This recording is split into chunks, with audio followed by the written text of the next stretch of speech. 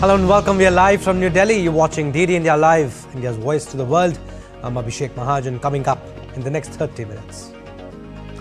India's Prime Minister Narendra Modi reaffirms commitment to achieve green development at Reinvest Global Meet 2024 in Gujarat. Also inaugurates second phase of Ahmedabad Metro Rail project. Republican presidential candidate survives second assassination attempt in Florida. Suspect identified as Ryan Root in FBI custody. Donald Trump says will not surrender.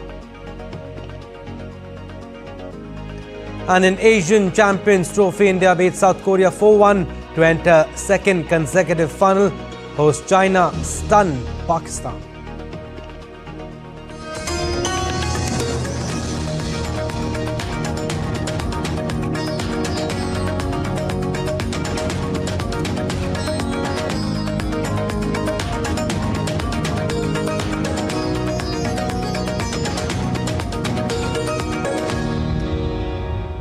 News in detail now. India's Prime Minister inaugurated and addressed the 4th Global Renewable Energy Investment Meet 2024 in Gandhinagar. The central theme of Reinvest 2024 is Mission 500 Gigawatts, which underscores India's strategic goal to expand its renewable energy capacity significantly by 2030. As the 4th largest country globally in installed renewable energy capacity, India aims to further consolidate its leadership in the global energy transition. Key international partners for this year's event include Australia, Denmark, Germany and Norway. High-level delegations from US, UK, Belgium, European Union, UAE, Hong Kong and more are also participating, with some delegations led by ministers from Germany and Denmark. And addressing the event, Prime Minister highlighted that among G20 member countries, India is the first to achieve all its climate commitments made in Paris 9 years ahead of the deadline. Solar power, wind power, nuclear और hydro power के दम पर अपने future को build करने का फैसला लिया है। फ्रेंड्स, भारत G20 में पहला ऐसा देश है जिसने पेरिस में तय क्लाइमेट कमिटमेंट्स को डेडलाइन से 9 साल पहले अचीव कर लिया, 9 साल पहले पूरा कर दिया। और G20 देशों के समूह में हम अकेले हैं जिसने करके दिखाया है। जो डेवलप नेशन नहीं कर पाए, वो एक डेवलपिंग नेशन ने दुनिया को करके दिखाया है। And the Prime Minister also said that despite being a developing nation, India has taken several steps towards net zero commitment. ये ग्रीन फ्यूचर, नेट जीरो, ये कोई फैंसी वर्ड्स नहीं है। ये भारत की जरूरत है। ये भारत का कमिटमेंट है। भारत की हर राज्य सरकार का कमिटमेंट है। एक डेवलपिंग इकोनॉमी के नाते हमारे पास भी इन कमिटमेंट से बाहर रहने का जायज बहाना था। हम दुनिया को कह सकते थे कि विश्व को तबाह करने में हमारी कोई भूमिका नहीं है, लेकिन हमने ऐसा कर हाथ ऊपर नहीं किए। हम मानव जात के उज्जवल भविष्य की चिंता करने वाले लोग थे और इसलिए हमने दुनिया को राह दिखे उस प्रकार से जिम्मेवारी के साथ अनगिनत कदम उठाए हैं। And calling himself as being part of Uttar Pradesh family, PM Modi said the government is aiming to make Ayodhya the birthplace of Lord Ram, a model solar city. Ayodhya नगरी भगवान राम की जन्मस्थली है और भगवान राम तो सूर्यवंशी थे। और मैं अभी जब प्रदर्शनी देख रहा था तो वहां उत्तर प्रदेश का स्टॉल देखा, क्योंकि मैं काशी का सांसद हूं, उत्तर प्रदेश वाला भी बन गया हूं, तो मैं स्वाभाविक है मैं उत्तर प्रदेश का स्टॉल देखने गया और मेरी जो इच्छा थी, आज मुझे रिपोर्ट कर रहे थे कि वो मेरी इच्छा उन्होंने पूरी कर दी है। भगवान राम का भव्य मंदिर तो बना है, लेकिन मैं दुनिया को बताना चाहता हूं, अब उस अयोध्या, जो सूर्यवंशी भगवान राम की जन्मभूमि है, वो पूरा अयोध्या मॉडल सोलर सिटी बनाने का लक्ष्य लेकर चल रहा है। करीब करीब काम पूरा होने आया है। हमारा प्रयास है कि अयोध्या का हर घर, हर कार्यालय, हर सेवा सौर शक्ति से चले, सोलर एनर्जी से चले। Earlier, India's Prime Minister also visited the exhibition held at the sidelines of the Expo. Gujarat Chief Minister and India's Minister for New and Renewable Energy also accompanied the Prime Minister. The two-day event will showcase the renewable energy sector prowess of India and seeks to attract investment in this sector.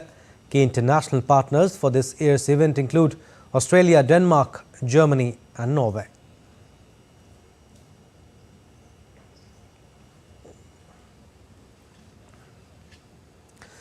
And the Global Renewable Energy Invest Summit 2024 is showcasing innovations across the board in renewable energy sector. One such innovation by Green Leap's Robotics aims to minimize water usage in the cleaning of solar panels, and this also got them the top 10 position in the Solar X competition. DD India's Dibyendu Mandal spoke to the founder Apoorv Tyagi to know more. Fourth Global Renewable Energy Invest Summit 2024 in Gujarat. I am joined by Apoorv, who is the winner of the Solar X Startup Challenge India chapter. Let me understand from you, what is this product and how did you come up with this idea? So this is a robotic solar panel cleaning machine. So basically, in a very simple and plain terms, it cleans the solar panels without using any water. We have two types of solution in this. First is a fully automatic solution where you don't need any kind of human intervention. And the second is a semi-automatic, where two people can lift and shift the cleaning robot and use it on multiple solar rows. What was going on in your mind when you interacted with the Prime Minister? He was very curious about knowing the technology behind the things we have built, and he interacted with very deeply with us. And to me particularly, he also asked the questions about how we are making this and suggested some of his own ideas. And his truly involvement has really empowered us and really motivated us to do more and to innovate more and do better and better. How do you look at the entire renewable energy sector going ahead? I personally think that there is no doubt that solar energy is the ultimate source of every power on our planet. So for the humanity to be sustainable, to move in a sustainable direction, we need to have a solar energy mix more into our overall energy mix. And India's Prime Minister dedicated phase 2 of the Gujarat Metro Rail in Gandhinagar on Monday. Despite the challenges of the pandemic, the project has been completed in time. DD India's Vishal Barstow reports. Prime Minister Narendra Modi on Monday inaugurated the phase 2 of the Metro Rail network in Gandhinagar, which is the capital of India's Gujarat. After dedicating the train to the state, he boarded the train with young passengers. Prime Minister later posted a video of his onboard interaction on his social media handle. The project, developed by the Gujarat Metro Rail Corporation (GMRC) in collaboration with the state government and the centre, will further expand the metro network, linking key locations between Ahmedabad and Gandhinagar like GNLU, that's Gujarat National Law University, Pandit Deen Dayal Energy University, GIFT City, Resan, Randesan, Dulakua, Info City and Sector 1.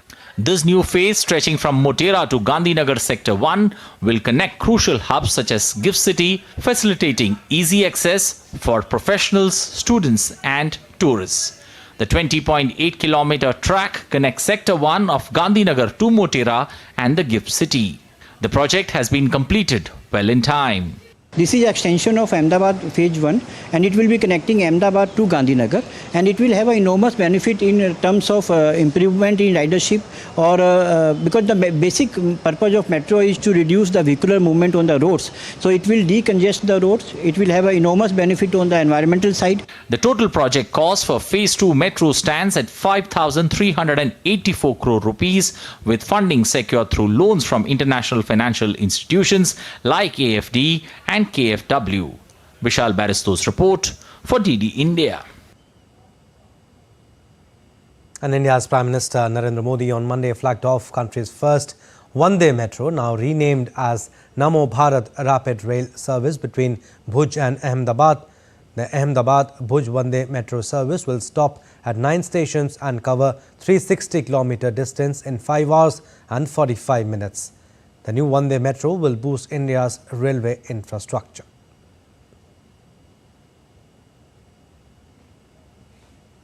Moving further, campaigning is in full swing for the first phase of the assembly elections in India's Jammu and Kashmir. 24 assembly constituencies will go to polls in this phase on 18th of this month. Top leaders of major political parties are making all-out efforts to woo the voters. The three-phase elections to the 90-member Jammu and Kashmir Assembly will be held on September 18, September 25th and October 1st. The results will be declared on October 8th. And on the last day of campaigning for the first phase of Jammu and Kashmir Assembly polls, India's Home Minister Amit Shah addressed public rally in Gulabgarh, Kishtwar and Ramban.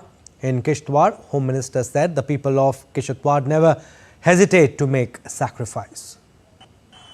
मित्रों, ये भूमि बलिदानियों की भूमि, कांग्रेस के गलत निर्णय के कारण जब भारत का विभाजन हुआ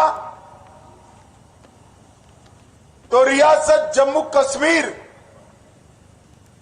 कहां जाएगी उसका फैसला कराने में जवाहरलाल नेहरू जी की शेख परस्त नीतियों के कारण बड़ी देर हो और अपने जम्मू कश्मीर पर संकट आया। जब भी संकट आया, किश्तवाड़ के लोग, ये पहाड़ियों के लोगों ने बलिदान देने में कोई पीछे मुड़कर नहीं देखा। Now, Commerce and Industry Minister Piyush Goyal launched the Bharat Startup Knowledge Access Registry or Bhaskar initiative. This registry will serve as a central hub where startups, investors, service providers and government bodies can come together to collaborate, exchange ideas and accelerate growth. DD India's Anil Thomas has the details. Bhaskar is set to revolutionize the startup ecosystem in India. Commerce and Industry Minister Piyush Goyal launched the Bharat Startup Knowledge Access Registry or Bhaskar initiative. The primary goal of Bhaskar is to build the world's largest digital registry for stakeholders within the startup ecosystem. Let's make this a one-stop shop for all data dissemination, for engagement, for interaction. Also, this new company will then house itself so that people who are looking for mentors, who are looking for finance, one-stop shop for the entire startup ecosystem. To achieve this, the platform will offer several key features such as networking and collaboration. The registry will provide centralized access to resources, creating personalized identification, enhancing discoverability, and supporting India's global brand. Startups have the most critical role to play in technology as well as in providing employments. The Investor Connect platform, which connects investors to the startups. Marg, which connects the mentors to the startups. Now this one will bring everyone together. It is not a registry only, as the name indicates. It's not a registry only, it will bring everyone together. Through the initiative, every stakeholder will be assigned a unique Bhaskar ID, ensuring personalized interaction and tailored experiences across the platform. By serving as a centralized registry, Bhaskar will enable seamless access to a wide array of resources, tools and knowledge that will help fuel the entrepreneurial journey from ideation to execution.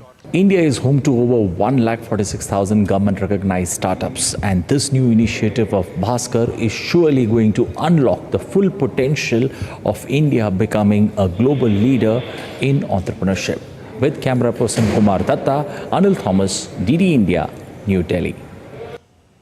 All right, still to come on this edition of DD India Live.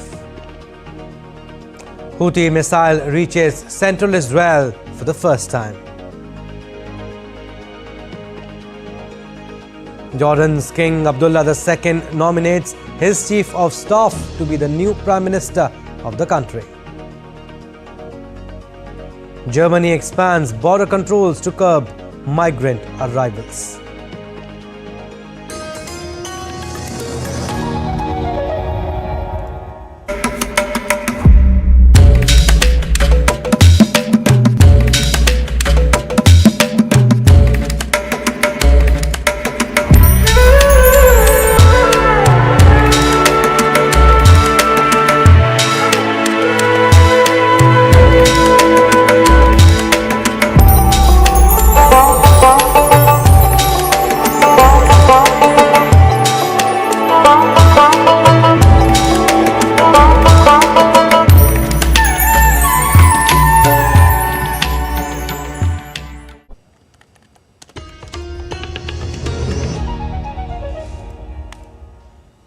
Welcome back. You're watching DD India Live. I'm Abhishek Mahajan.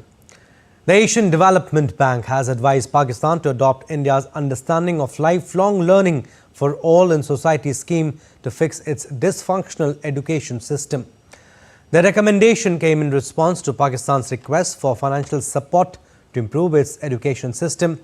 The lender emphasized the need for federal and provincial collaboration in Pakistan, pointing out that the scheme offers valuable insights in implementing education program. The scheme was launched by Government of India in July 2023 to help non-literate adults and those who missed out on formal education.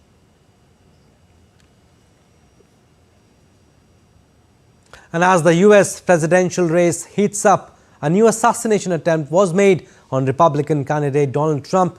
Will this be a watershed moment in the election? Our next report explains. Take a look at what happened. Within a span of 2 months, a second assassination attempt has been made on former US President Donald Trump. After a gunman tried to kill him at a rally in Pennsylvania, a shooter has now tried to assassinate Trump while he was golfing in West Palm Beach, Florida. Secret Service agents were quick to spot the gunman in bushes, a few hundred yards from where Trump was playing. The suspect, identified as 58-year-old Ryan Wesley Routh, fled the spot in an SUV. He was later tracked down and is now in custody.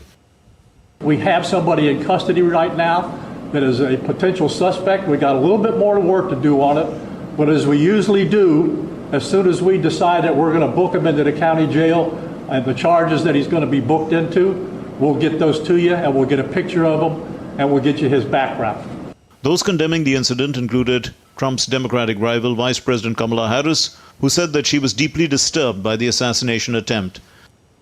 President Joe Biden said that he has directed his team to continue to ensure that Secret Service has every resource necessary to ensure Trump's continued safety. While an investigation is underway, the motive remains unclear so far. The assassination attempt has reignited the debate over gun laws in the United States, but its political repercussions are expected to be far less than that of the previous attempt on Trump's life. The July 13th assassination attempt became a turning point in the US elections. Thousands of people, along with television cameras, witnessed the incident, which galvanized Trump supporters. Few days after the shooting, Biden dropped out of the presidential race, handing the baton to Kamala Harris. The actual impact of the latest assassination attempt on Trump, which happened outside of public view, on the US presidential race is open to debate and speculation. But one thing is clear, the incident has once again highlighted the risk of violence in this highly polarized poll. Bureau Report, DD India. And UK Prime Minister Keir Starmer expressed his concern on his second assassination bid on Donald Trump and said that violence has no place in any political process. I'm here to have discussions here at this coordination centre and with the Prime Minister about how we deal with unlawful migration. I've long believed, by the way, that prevention and stopping people travelling in the first place is one of the best ways to deal with this particular issue. So I'm very interested to know how that upstream work went. And the conflict in the West Asia continues to assume wider proportions when a ballistic missile fired by terrorist group Houthi from Yemen targeted Israel for the first time on Sunday. Houthi military said the new hypersonic ballistic missile travelled 2,040 kilometers in just 11.5 minutes. The missile triggered air raid sirens in Tel Aviv and across central Israel, sending residents running for shelter. Israeli military said the missile was hit by an interceptor and fragmented in the air rather than being completely destroyed. It also said that 40 projectiles were also fired towards Israel from Lebanon on Sunday and were either intercepted or landed in open areas. The Houthis have fired missiles and drones at Israel repeatedly in what they say is solidarity with the Palestinians since the Gaza conflict began with a Hamas attack on Israel in October. And speaking at a weekly cabinet meeting, Israeli Prime Minister Benjamin Netanyahu said Israel would inflict a heavy price on the Iran-aligned Houthis who control northern Yemen. His remarks come after the Houthis reached central Israel with a missile on Sunday for the first time. We are in a multi-front campaign against Iran's axis of evil, which is striving for our destruction. Houthis launched a surface-to-surface missile from Yemen into our territory. They should have known by now that we were exacting a heavy price for every attempt to harm us. Anyone who needs a reminder on this matter is welcome to visit the port of Hodeidah. Whoever attacks us will not evade our strike. Hamas is already learning this through our determined action, which will bring about its destruction and the release of all of our hostages. Now in Sri Lanka, campaigning for presidential elections scheduled for 21st September has intensified with candidates making final efforts to woo the voters. The front-runner candidates have been holding meetings and election rallies in various places discussing on various issues. Addressing election meetings at Horana and Nuwara earlier yesterday, incumbent President Ranil Wickremesinghe said that his primary objective is to ease the burden on the lives of the people. He emphasized the importance of upholding the agreements made with the International Monetary Fund and moving forward with them. And Jordan's King Abdullah II has nominated his Chief of Staff to be the new Prime Minister of the country, entrusting him with forming a government after parliamentary elections. The outgoing Premier, Bashar Khasavneh, submitted his resignation to the King earlier on Sunday. Hassan, a former planning minister, is a veteran diplomat and former palace advisor who was appointed nearly 4 years ago. Harvard-educated Hassan is a widely respected technocrat. The Islamist 137 says the Mohsin's parliamentary life was revived in 1989 after decades of martial law, leaving them the largest political grouping in parliament.